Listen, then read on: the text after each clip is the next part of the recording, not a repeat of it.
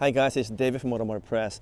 As you have probably already heard, Nissan and Honda are merging. Now we have been hearing about this for a while now already, but just last night they announced something much more formal to say that there will be a new parent company that will own both Honda and Nissan, and they'll become a single entity, which is a huge news because we knew that this was already happening.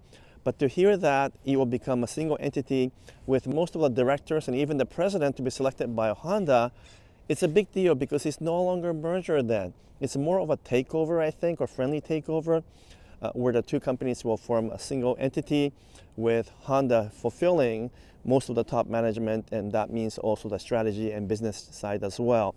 But there's still lots of unknowns. For example, it's Mitsubishi going to join Honda and Nissan. Yes, maybe not. They're still saying that this is not going to be confirmed until the two have become much closer in terms of negotiation and details, and then Mitsubishi will decide whether to join this new alliance or not.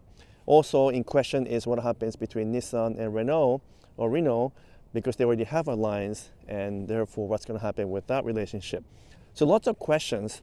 What I wanted to focus on today is how it will impact us in terms of practical terms, in terms of engineering. So I'm going to talk about that for just a little bit, but just keep in mind that the merger will not happen until 2026. And we don't know for sure if Mitsubishi will be part of it. We don't know what's going to happen with Renault. But if everything works to the way they're planning, then Honda and Nissan will become a single company.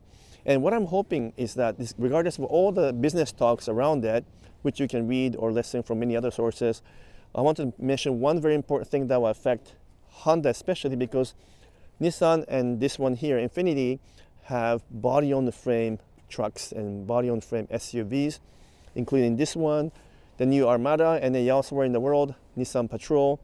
And of course, even though it's not sold here in Canada anymore, there's also Nissan Titan truck, as well as Nissan Frontier midsize truck. So Nissan has plenty of body-on-the-frame trucks and SUVs, but Honda only has unitized body or monocoque body, no body on the frames. So if Honda can acquire that platform and begin to build the real trucks with body on the frames, both in terms of SUVs and trucks, that would be the biggest news from my perspective, because we all love trucks. As you know, I love trucks, and that will really change the way Honda and Acura possibly will produce future models. So that's one thing that you really want to know. There's more I want to talk about a little bit later on.